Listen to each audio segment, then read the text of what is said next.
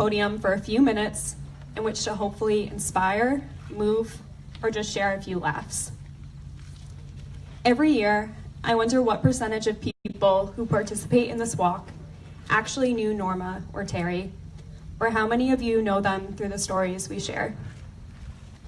So this morning, I want to share 2 stories about my mom, Terri. For those of you who are new walkers, my mom was just 39 years old when she was diagnosed with stage 4 breast cancer. This came as a huge shock since there was no documented family history of the disease.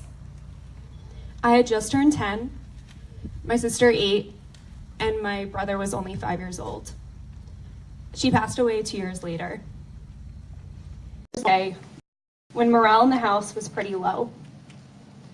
My mom had been sick for quite a while, and it was one of those days in which everything felt just a little less beautiful. My mom had lost quite a bit of weight, so that even though it was warm in the house, she was wearing these very baggy sweatpants. While we were all in this funk, my mother at some point decided that she had enough of our moping. With absolutely no warning, my mom abruptly hiked up her baggy sweatpants as high as she could, way up over her shirt, up to her armpits, giving herself this giant wedgie. She looked hilarious, and this memory always makes me smile. The best part is that she wouldn't even acknowledge the absurdity of it. She would deflect our shock by claiming either that she didn't see anything wrong with how she was dressed, or, to our amusement, that this was always how she wore sweatpants. We couldn't control our laughter and genuinely thought it was the funniest thing to see our polished mother in such unbecoming fashion. She finally admitted how silly it was when we, her children, grabbed sweatpants of our own and in a monkey see, monkey do fashion, wedgied ourselves as well. It was her laughter that gave her away. It was her silliness that lifted the gloom of the day. It was her humor that makes me love her. The last day I saw my mother alive, my father took my siblings and I to the hospice wing of the hospital. My mom was in her hospital bed, and she greeted us with one of her big, beautiful smiles at the door. We played hangman, ate lunch, and then, one by one, she took each of us into her hospital bed. When it was my turn, she called my name, and I carefully made my way around the wires to snuggle my mom. She asked me how my day had been, how my friends were doing, if I was being helpful to my dad and loving to my siblings. We talked about an upcoming exam, and she assured me I would be okay. When it was time to leave, like ducklings, we lined up to give her a quick kiss and hug. And with that, we were out the door. And that's it. There's no grand epiphany, no indication of weight to this moment. Just a woman being a mother to a daughter.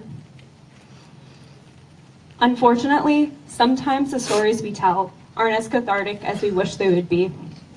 Sometimes you can't help but feel cheated.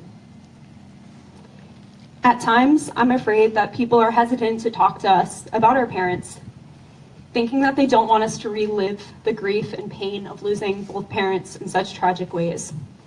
But I want to assure you that nothing could be further from the truth. It's these stories that make us laugh, remember, and yes, it reminds us of our loss, but it keeps them alive in our hearts.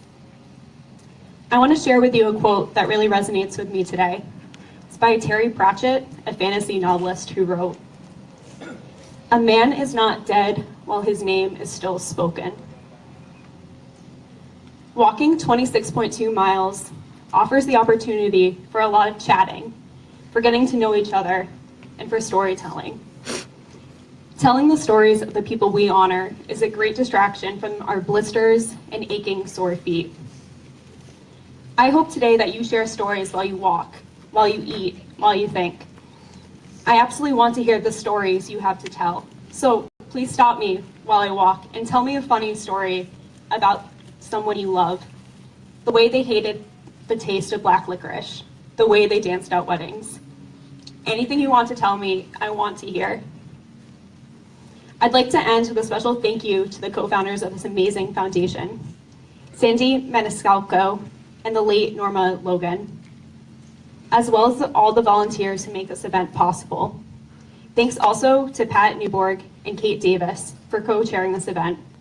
We would not be standing here today or accomplished as much as we have as a foundation if it wasn't for your commitment and dedication to this cause. And then on a final note, breast cancer remains the most common cancer diagnosis for US women.